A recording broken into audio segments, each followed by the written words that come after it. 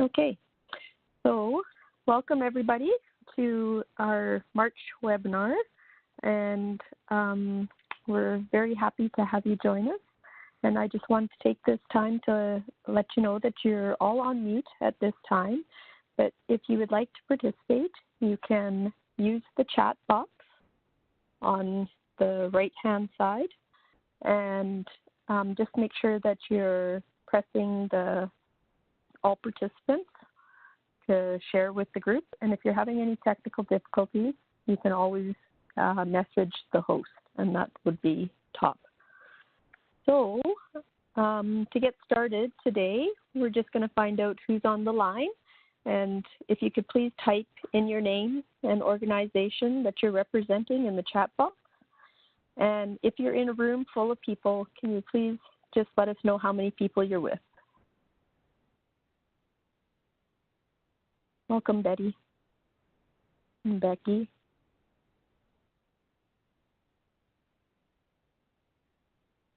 And we've got lots of people coming up here. Hope everybody's getting a little warmer today. Okay.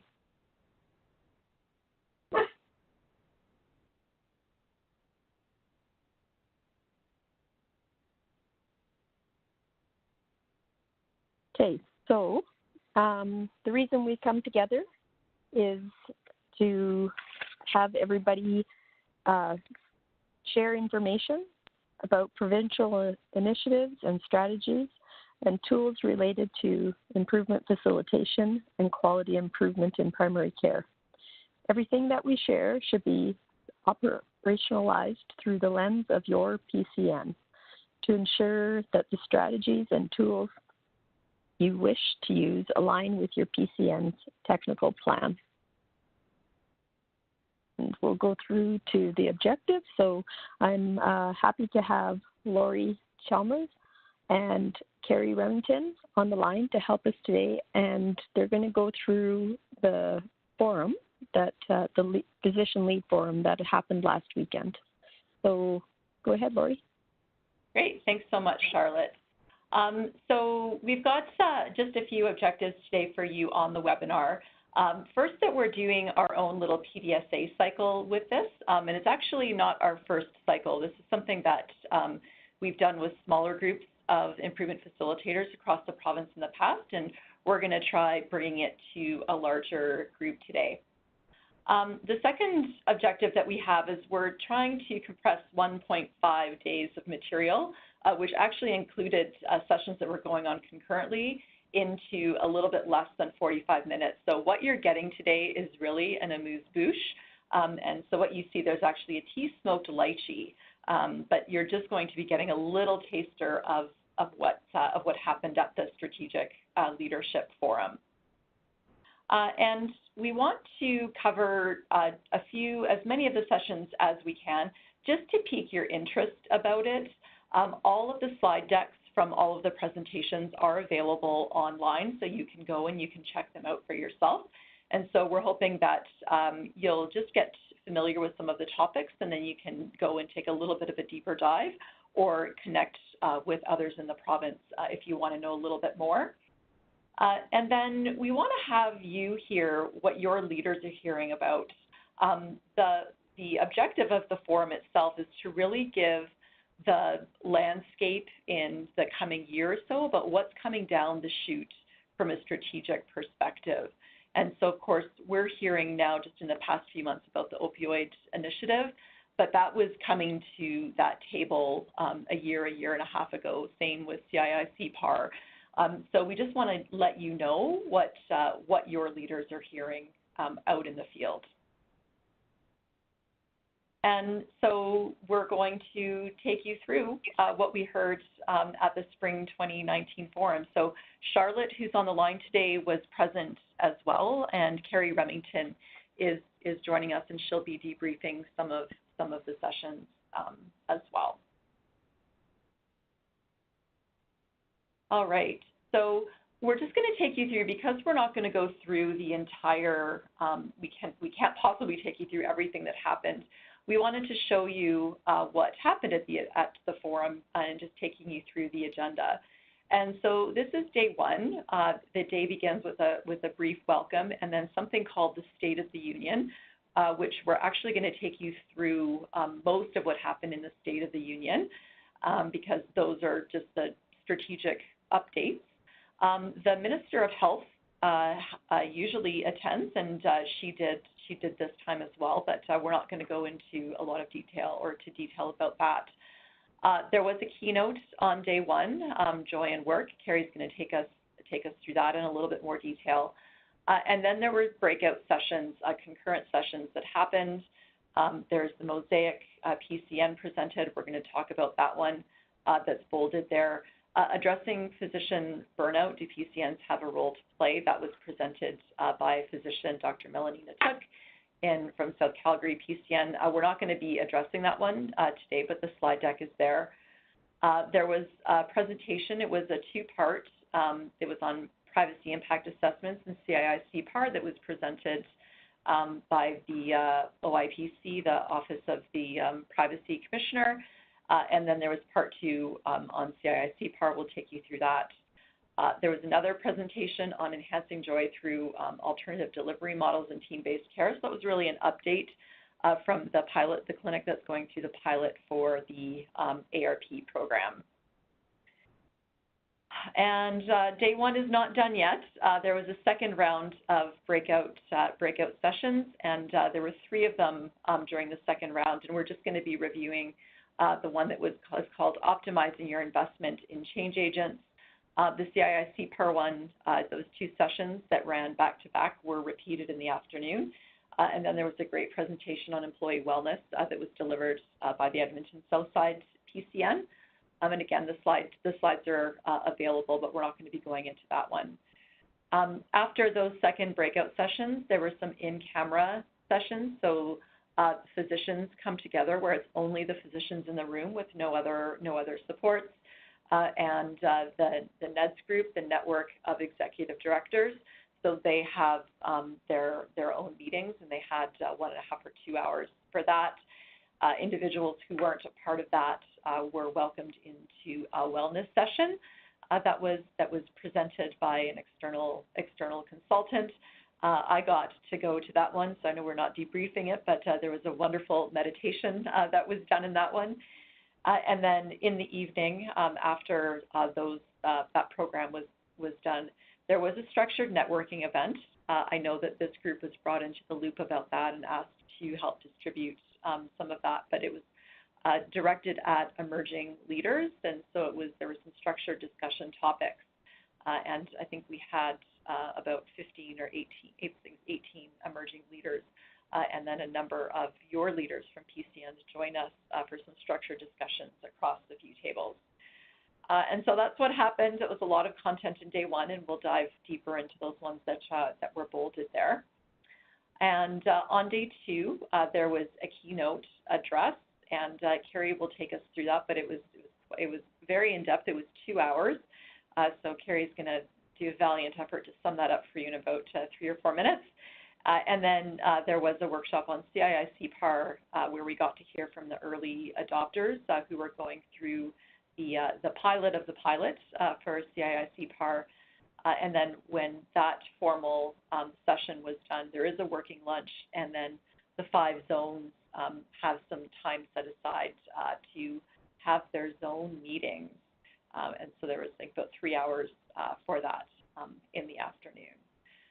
So as you see, it's a super jam-packed day, or a super jam-packed day and a half.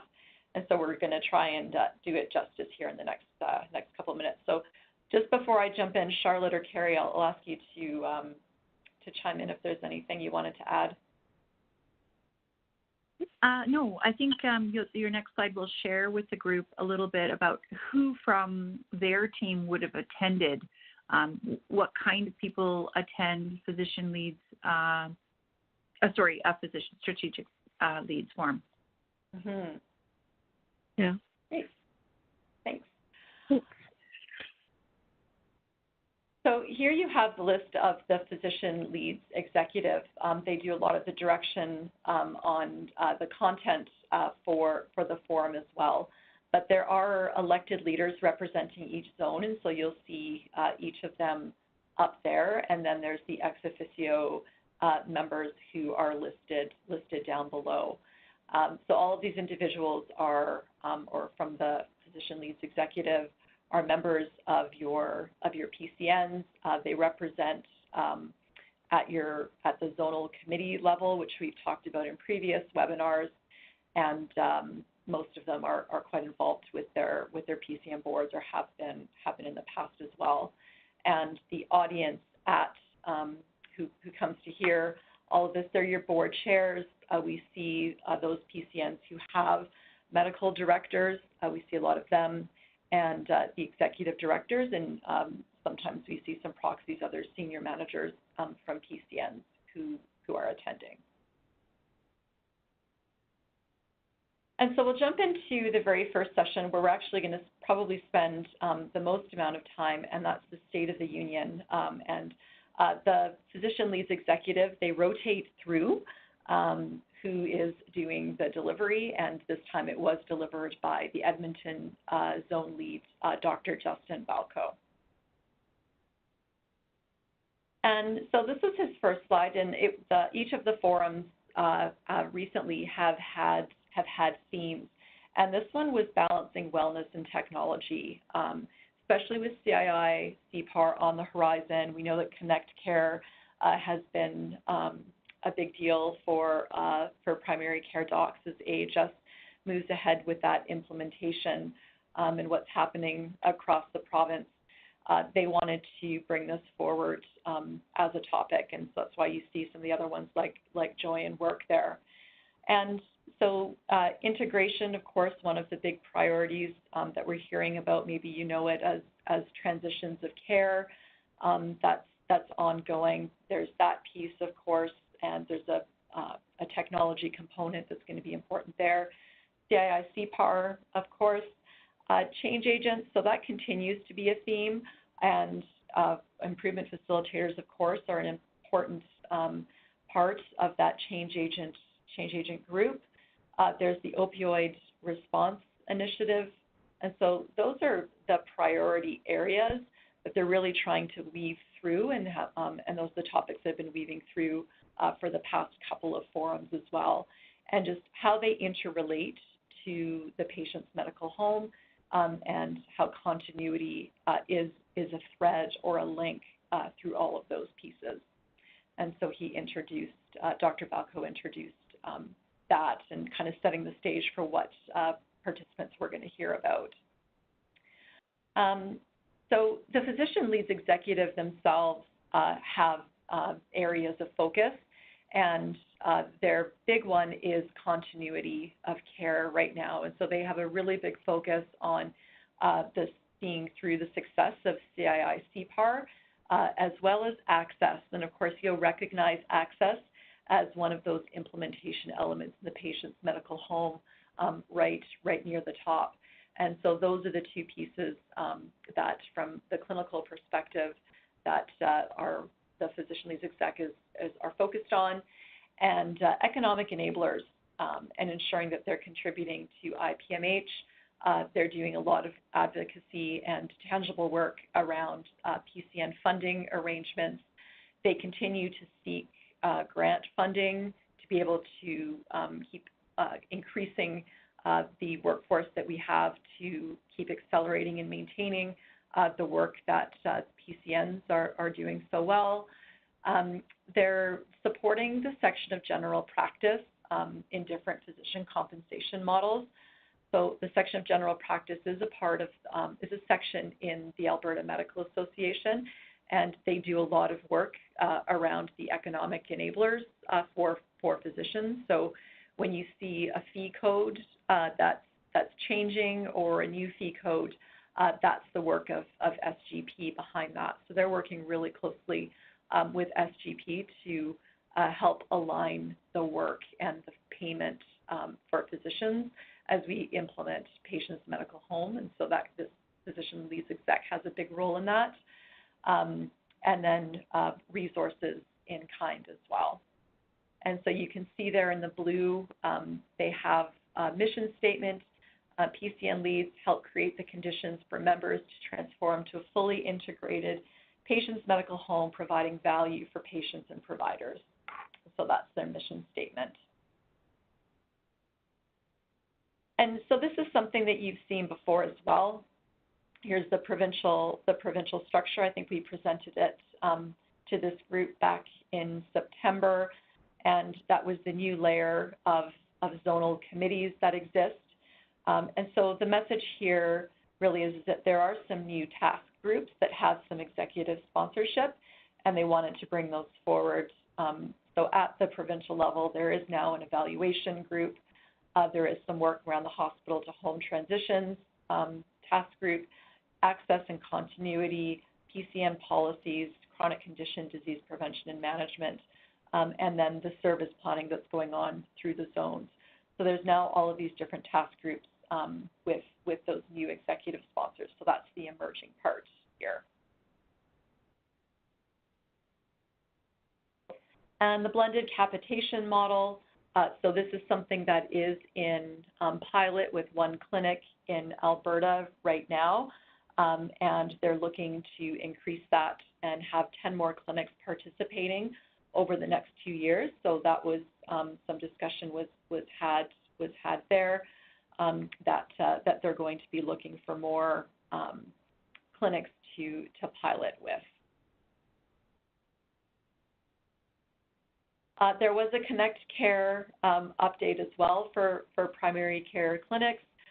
So the Connect Care group did have a booth that was outside, so individuals were welcome to go and talk about that, but really just how Connect Care is going to be beneficial for primary care. Connect Care remains a controversial topic at the leadership tables because it is just within the scope of Alberta Health Services, and although there is the ability for physicians to portal in, there is it's not enabling the full integration of information across the healthcare system, with primary care docs not being able to integrate that with their EMRs. So it remains controversial, but it does the benefit is it is it's still at the table for discussion and ongoing discussions at that leadership level. So we think that's great to see that. And an update on the primary care healthcare integration network. So this is the work that's being done closely with Alberta Health Services, and you can see there they have 4 areas of focus. Around the hospital to home transitions, linking to specialists and back, keeping care in the community and system foundations for integration.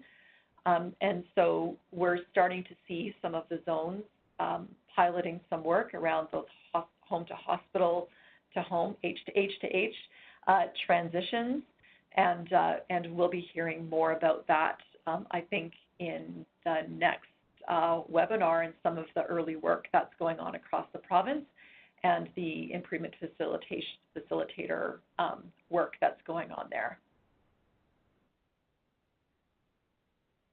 There's just a really quick update on the primary healthcare opioid response initiative, and so you can see the numbers there. Of course, they've been trying to increase the number of providers trained in prescribing the OAT therapy, Carrie, you got to help me out, the opioid agonist therapies. Yes.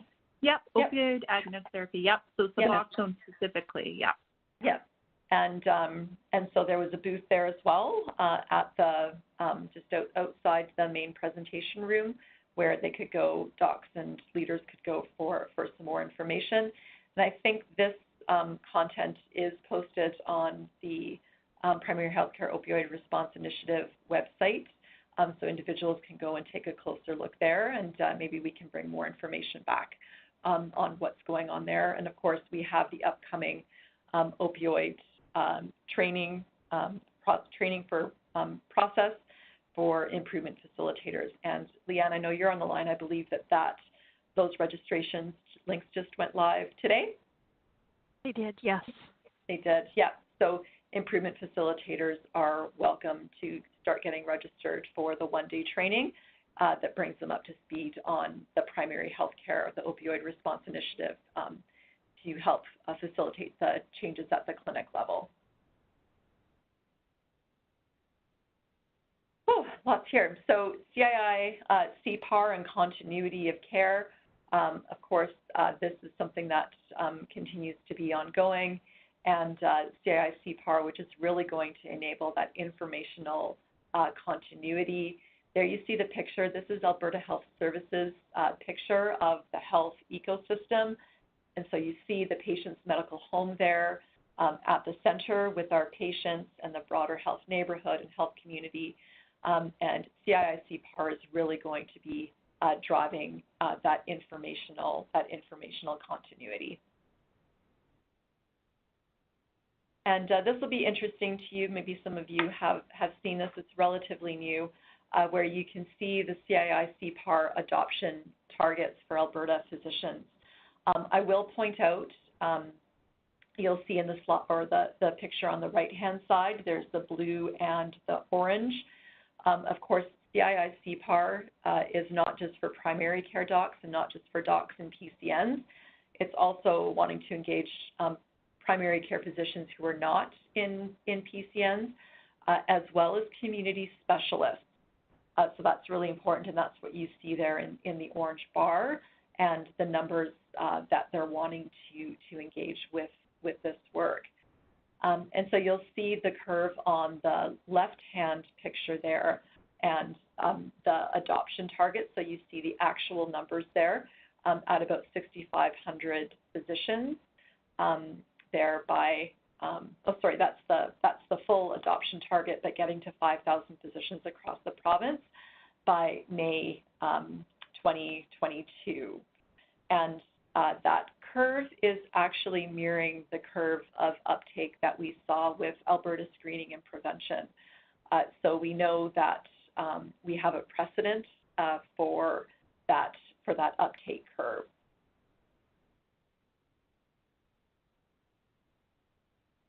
And so I mentioned this briefly when we were going through the agenda at the start, is that there was the Emerging Physician Leaders event, and we just wanted to let you know that was ongoing. It was a success. There was great feedback from the event, and so we'll be looking to continue to improve that work and do another session that will be at the September event, which will be hosted in Calgary. And so continuing to support those emerging physician leaders.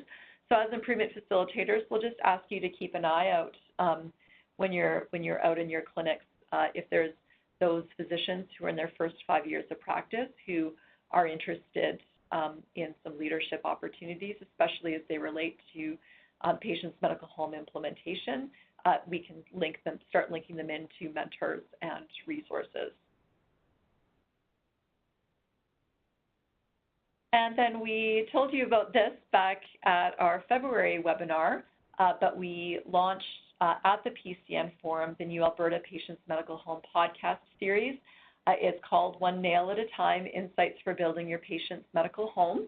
And it went live with the first four podcasts. And so if you just go on to your preferred podcast, I don't know the lingo, your carrier or the app that you use, and search One Nail at a Time. It is available on iTunes, Google Play, Stitcher, BuzzFeed, and I think it's just those four right now. So you can go and take a listen to that and let your clinics know if they're interested. Lori, they're great. Great, thanks, Lori. Those are, yeah, I really enjoyed them actually.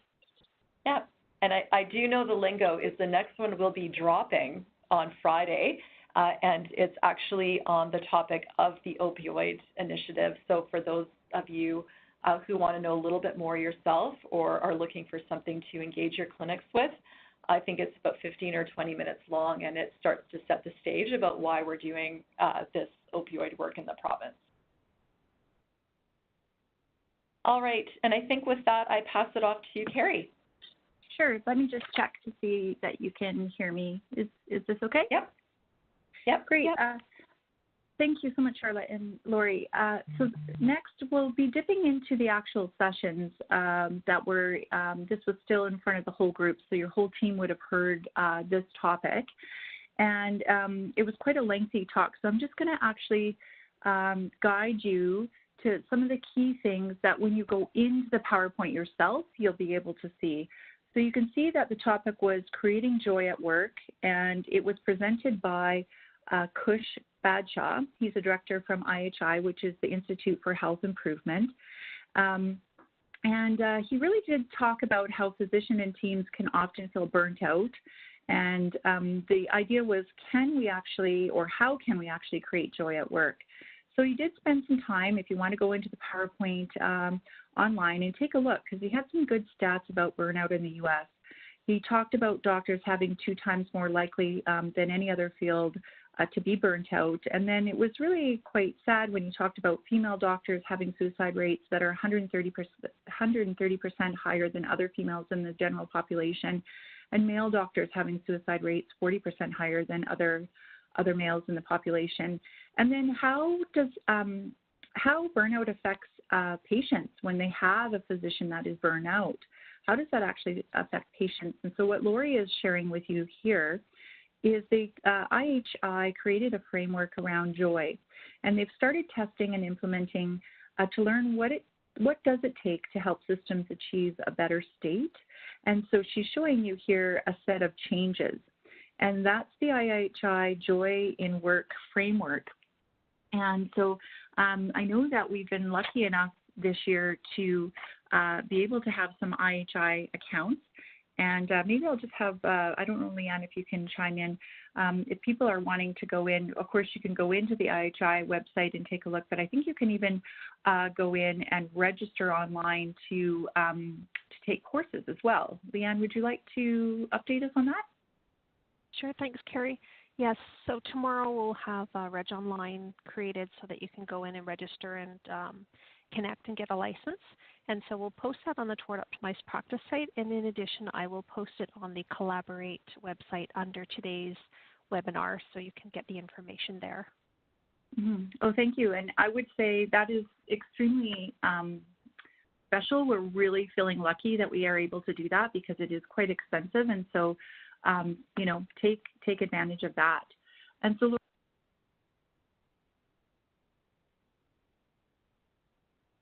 are you still there? Yeah, Carrie, we lost you. Oh, sorry. I'm so sorry. I'll pass it back okay. to Lori. Just on the next session was a PCN session sharing a little bit about how they presented to their physician members on their QI journey. Great, and thanks, Carrie. Just before I do that, I will mention just before Kush Badshaw ran out of the hotel to catch his flight, we did manage to record him for a podcast talking about joy in work. So he actually it's quite condensed, but he did talk to us about the framework and about a lot of what he talked about in the greater session. So we'll have an opportunity when that one drops in a few weeks to hear about that. So the next session we're going to cover was a session that Mosaic PCN highlighted from their quality improvement journey. And Peter Rimkevich, Dr. Oliver David from the PCN, they presented alongside Marcus Latinen from the Health Quality Council of Alberta. And so they've done some neat work over the past few years.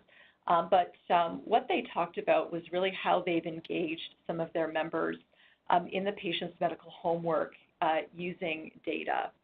And it was really great. I like the way they framed it because they talked about what they did from a strategic perspective. And of course, they're talking to the audience, and that's their job, are those board chairs and executive directors kind of setting those strategic priorities when they're looking at what the provincial directions are. They talked about their broader PMH implementation program, how they do that work, and their quality improvement approach and the successes that they've had from that. And then they actually shared their learnings and their data so others could take this away. And then Marcus finished it off, Marcus and HQCA finished it off talking a little bit more specifically about the HQCA reports and the quality exchange. And so I think there's just this one other slides that we're going to show you. We wanted to highlight from this presentation was about their Data to Decisions CME, their continuing medical education series. They put a lot of work into developing the CME work and to focus on different topics that are supporting patients' medical home. And they talked about how they use their partners, so Alberta Health Services, HQCA, the AMA, to help to co-create the content and to co-deliver the content. So their education modules are focusing around the different pillars of the patient's medical home, so the implementation elements. And what's really neat about this CME series that they had, and specifically the ones with the HQCA, is that the physicians sit down and they get their own reports, and they're given the time to dive in, hear a little bit more, to really help the physicians through the day digest their report and what it means to patient care. And so there's been some pretty neat aha moments at those sessions with physicians when they really have the time and can talk with their peers about what's in the report, hear from programs directly like HQCA about why they were developed that way, and then of course link that to what the PCN is offering in terms of support. So when a physician has their aha moment looking at their HQCA report, the PCN can then start to piece the puzzles together and say, well, this is why you have panel managers. We're giving you these resources of panel managers. Yes, we have improvement facilitators to help you to transform the work that you're doing to support the changes that you want to make. So that's been really neat. And of course, they finish with that linking learning to action planning and execution, which is the lingo from that continuing medical education world. So they not just help them to see what's there, then they actually help them to create an action plan to say, when you go back to your clinic, what is it that you're going to do? And so, Carrie, I know you've been at their sessions as well. I'm not sure if there's anything you wanted to add there. You did a beautiful job explaining it. I agree with you. It's really neat to have them first see the big picture from the AMA and then get their data from HQCA. So it's pre-ordered, and then sit down with a physician learning program and do a workshop with their IF and their panel manager, that real action plan, so they have something real that they're doing tomorrow. So it is, you did a beautiful job explaining it. It's pretty powerful. Yeah. Okay. Well, Carrie, I'll pass it back to you for CII and CICCAR. Sure. Yeah, sure. So this session for the IFs that are on the phone, if you want to look at this slide, this session slide deck, it really was around privacy impact assessments. And it was presented by Brian Hamilton and Michael McDermott, which is Alberta Health Team. And they talked about, what I liked about it for you as an IF, is it did have some data on how patients feel about privacy.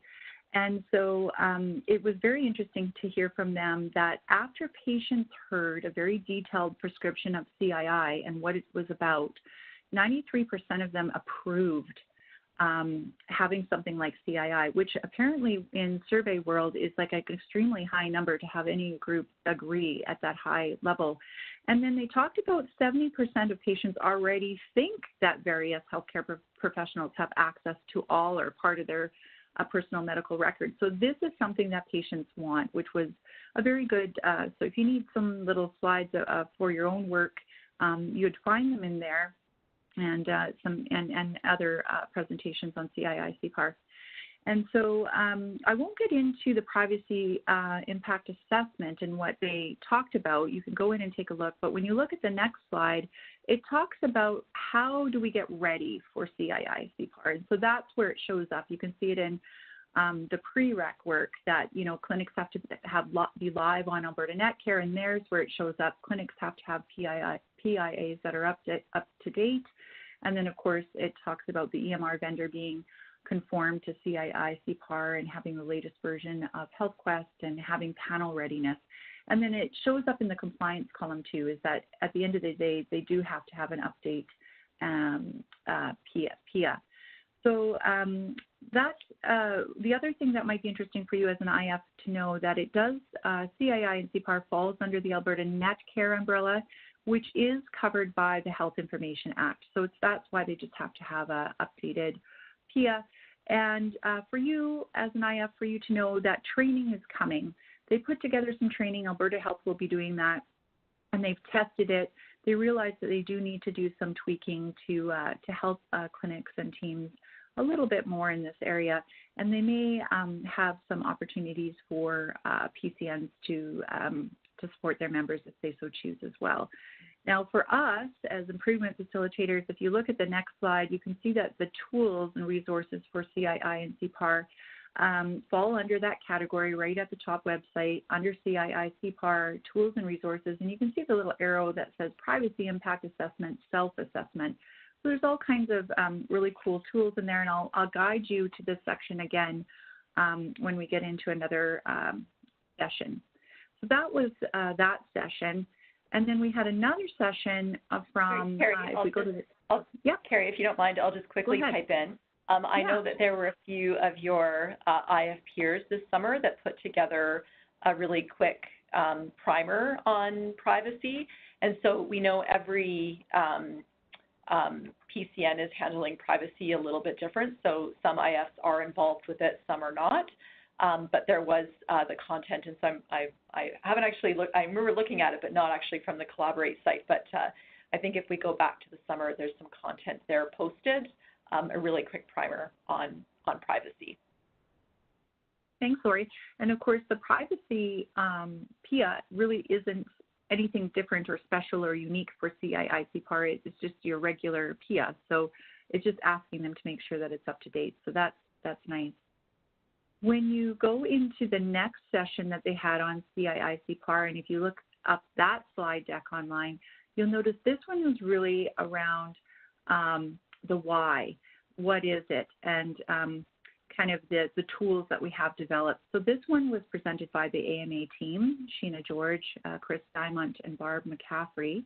And if you click to the next slide, Lori, the content, again, what you'll find is if you find that you as an IF need to be able to sometime now or in the future have a good, some slides to understand the why, you'll find it in here. So, why CII CICCAR and what is it? And then, really the idea that it's the next logical step for those doing panel if you want to have informational continuity. And of course, the strong alignment with the PCN initiatives that are already happening. So it allows you to have good insight onto how it supports initiatives that you're already doing. And then in the next slide, they shared, again, what's available now for toolkits. And so they talked about the role of the PCN and how they might get clinics ready, and then really chatted about panel readiness, of course, and then tools to support change agents and tools to support participating clinics. So you can see here that they have large content for that piece for participating clinics and teams, as well as for improvement facilitators. And you'll find that if Lori clicks to the next slide, again on the top website, under CII CICCAR tools and resources. So feel free, they're there. Feel free to take a quick peek, and you're able to kind of see what the questions might be and what support you have. Anything to add, Lori? No, I think that's great. And Charlotte, you were there as well. Is there anything you'd add in there? Yeah, I was just because that's at the forum. This toolkit wasn't actually available yet, but I'm hearing from you now, Carrie, that it is there now. I haven't checked this morning. Yeah, because Barb was saying okay. that they were just finishing or getting it ready, so I didn't know if they got it up yet. Okay, I have to check this morning. Carrie, all are up on the PC and PMO website. Oh, perfect. Yeah. Thanks. There. Great. Great. Okay, I'll take it back. Oh, hang on. Sorry, we just got a note. Sorry, Lori. Becky, you just mentioned that you checked now and you didn't see it. So let me just do that while you're chatting, Lori, and I'll take another look. Okay, thanks. Thanks, Becky. Okay, so I should be fairly eloquent with this one, this session, Optimizing Your Investment in Change Agents. This was something that I co-presented with one of my colleagues here at the AMA, Michelle, Tobias, Paul. And what we were doing is it was really a continuation of some of the content that was presented at the Fall 28 Strategic Leadership Forum. And it's actually where I'm going to focus our discussion here. I think we did talk about it a little bit at our October session, but I'll do a really quick update there. But we're really going after in this session was the strategic leader's role and the commitment to the investment in change agents. So really talking about how can we increase our investment, how can we start to talk about it at the right tables, and then how do we optimize those change agents that we already have. And so this slide here was a slide that was presented by Dr. Lee Green at the Fall 2018 Forum, and I think what you'll recognize the change curve here. And he did Dr. Lee Green, he's an academic based at the University of Alberta, and he's looked at the international literature, and he did some research here in Alberta that talked about how do we actually go to scale with what we're doing. So when we think about CICCAR, we know that there's going to be those docs. We all have them in our PCN who are going to be like, where is it? I'm waiting for it. And the other docs are like, yeah, I'll give that a try. But then we get into some other we hit the valley, what's called the valley of death, or sometimes they call it crossing the chasm. There is that we need to get out of that early adopter and work with the early majority audience to actually take things to scale. And you'll see when you get to the top of the curve there, that's called the tipping point. So we need to actually get past that valley of death and engage the early majority in order to get to the tipping point where the late majority starts to look over their shoulder and say, hey, I want to do patient's medical home too, or I want to be on CICCAR. I can see that, the majority of my colleagues are on it and they're gaining a lot of benefit from it. And so Dr. Lee Green really talked about what is it going to take for us to get past this valley of death and engage the early majority. And so what he talked about were 5 principles to scale up. And there's this report. Leanne, perhaps you can make a note. I think we'll get it posted, a link to it posted on our Collaborate site, so you can take a look at that. But you'll see there's 5 principles that he addressed. So addressing the early majority in terms that make sense to them. So they need the work translated to them. Help teams to learn to distribute knowledge work activities and shift their mental model. There's a lot of jargon in that statement, but really that is about the work that all of us are doing as improvement facilitators is how do we change the way teams are working now to get them to the patient's, the way of the patient's medical home. And then you'll see there, number 3, practice facilitation is essential. And so practice facilitation, improvement facilitation, those words are interchangeable. And he used that language around practice facilitation. So Michelle, Tobias, Paul, and I really focused our efforts there around those first 3. And of course, he's saying if you want to actually go to scale, if you want to reach that tipping point and engage the early majority, you need practice facilitators. You need to invest to help with number 1 and number 2. And so Michelle and I took the participants in this workshop through a workbook that we were piloting with that group that helped them to think about how they could increase the investment in change agents. Of course, every PCN is working down to the penny right now, and they're delivering clinical services. And so how do they start to think about increasing their investment in light of that? And then number two, how do they optimize the investment in their change agents? So it's not just about can you get more of them, but how are you leveraging the change agents that you have now? And of course, when we're thinking about these, we're thinking about physician champions and improvement facilitators. So how are PCNs continuing to work to make sure that they're getting the right people into positions, that we're all continuing to be developed, and that we're getting the right knowledge that we need to do the work that we're doing? How, when we go out into the field, what does that look like? And then how do we just keep progressing? And so with that, I'll pass it back over to Carrie to talk about the last couple of sessions. Yeah, thanks.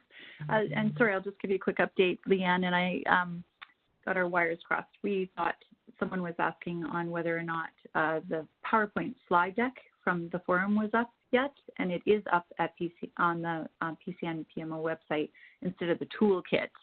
So the toolkit's not up yet. So Becky is correct, but coming soon. So that's the update. Sorry, we were saying yes and no to two different things. So this session was really interesting. And when you go into the slide deck, it will be hard, I think. I don't know how you feel. So this was not a breakout session. This was for the whole group. And a very engaging speaker, incredibly engaging. You think about talking about information technology for 2 hours, people would have been asleep, but he was just a fantastic storyteller.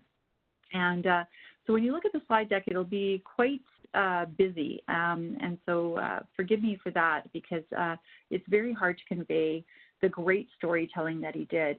But it was at this point that he did a super job about storytelling on how technology impacts patients and providers and the system. And you can see it right there.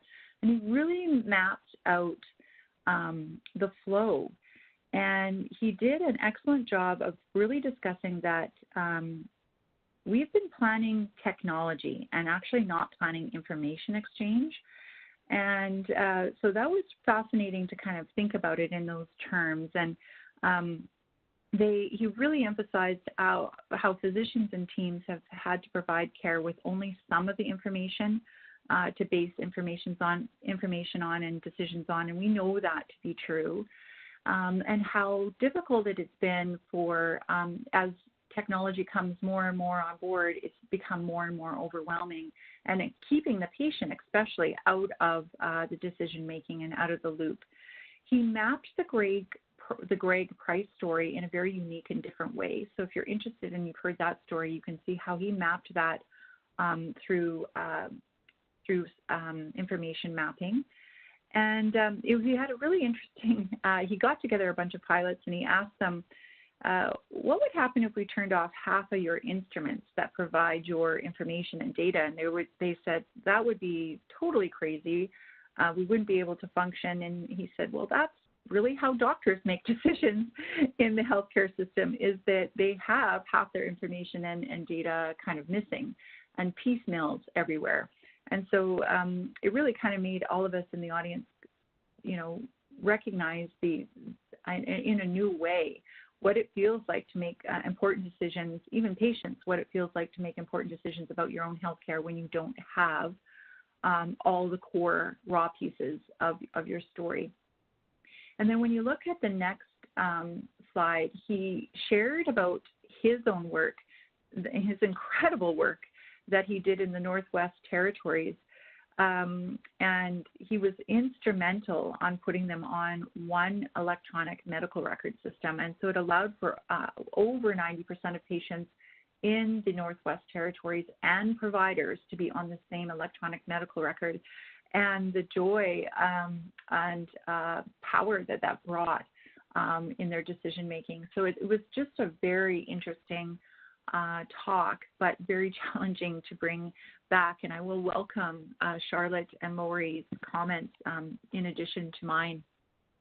Yeah, he was a very funny speaker, and he made some really great comments, especially around his feeling of being disconnected from everybody else, and how he said it took him like 17 or 18 years to actually get to this stage, but just how much more connected he felt to the bigger centers in Edmonton or Calgary or places like that, to be able to make a well-informed decision if he needed to send somebody, because he did mention about not being able to really know if he should spend the money to send a patient down or not, or if it might be a life-threatening concern if he didn't.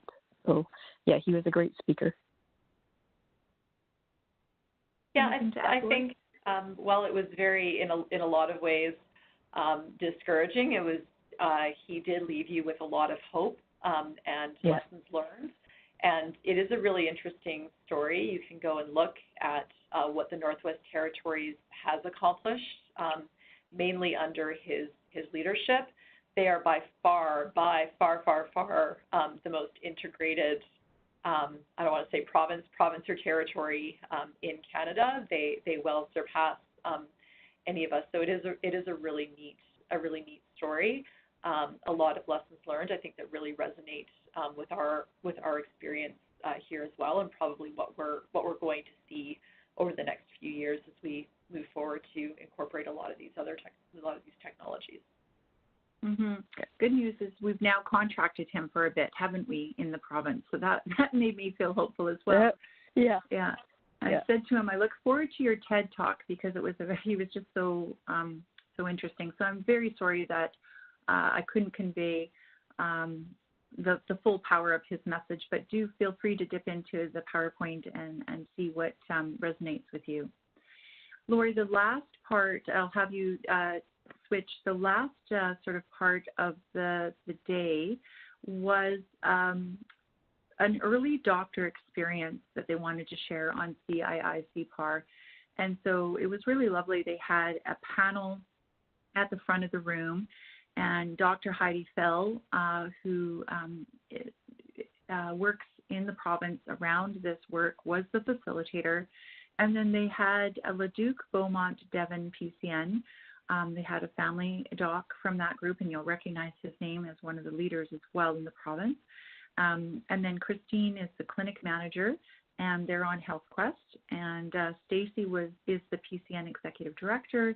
And then, of course, our lovely Sandy Foss, that's part of the Improvement Facilitator Network, and, of course, works at the AMA. We're all at the front of the room. And what's really neat is you go into the PowerPoint. Carrie. Yes. Actually, Stacy's from Camrose, the ED from Camrose PCN. Thank you. Yeah. Thank you so much. Thank you. Yeah. My error. My apologies. I looked that up earlier, and I saw it as Leduc Beaumont Devon. Thank you. Yeah.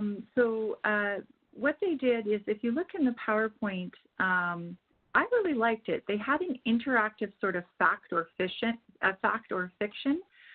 So for you, it might be fun to test yourself, actually, when you go into the PowerPoint, or maybe a fun thing for you to take out to teams. But it was really an interactive myth-busting question session where you could vote. They had it where we could vote live and to some of the true or false sort of myths on CICCAR. And so that was really fun. And then they did introduce the panel. And then they had a very good facilitated discussion. Heidi asked them about their experience being the early adopter of the CICCAR, all kinds of questions around how long did it take you to do this? What did it feel like when you were doing it? How was the paperwork?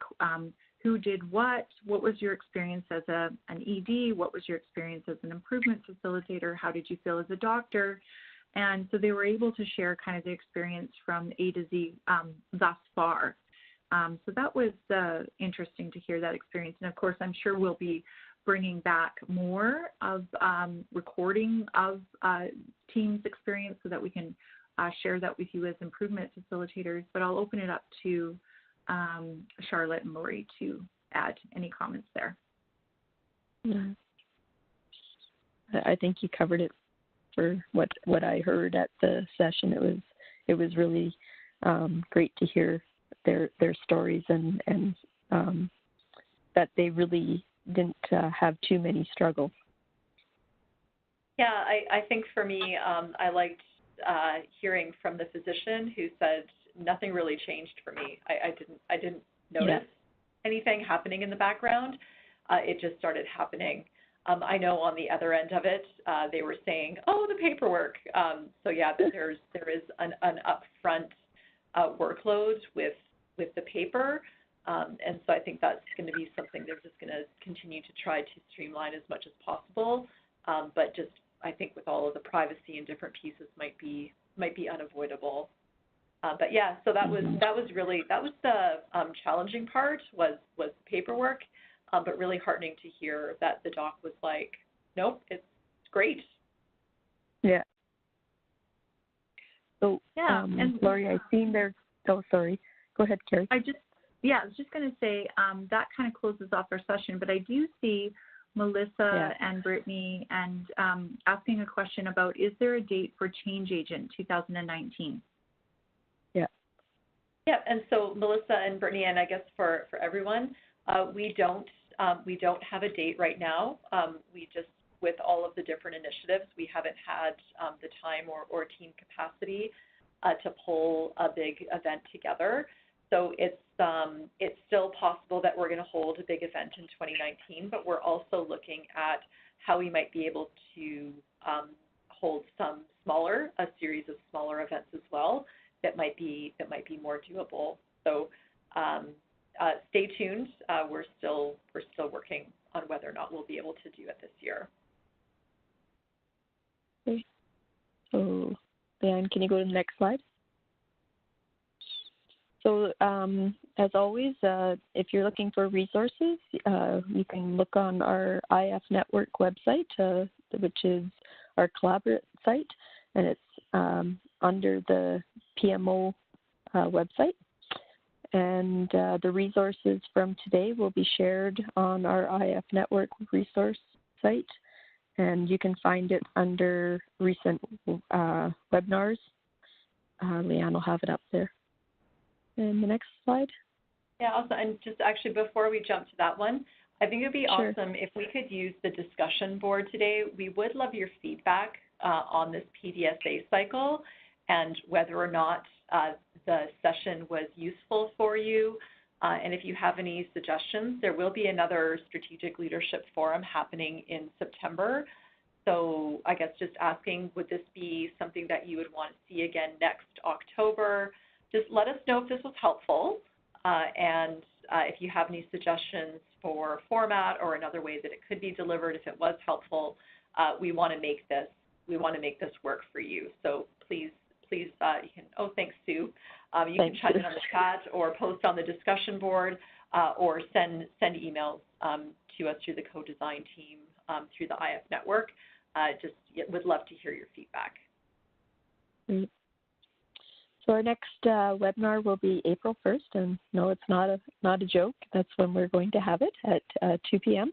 And as Lori had already mentioned, we're going to be talking about transitions of care and what are IF colleagues up to in Alberta. And there are quite a few transition and care projects underway in the province, so it's going to be really great to hear some of that, and I look forward to it. Next slide.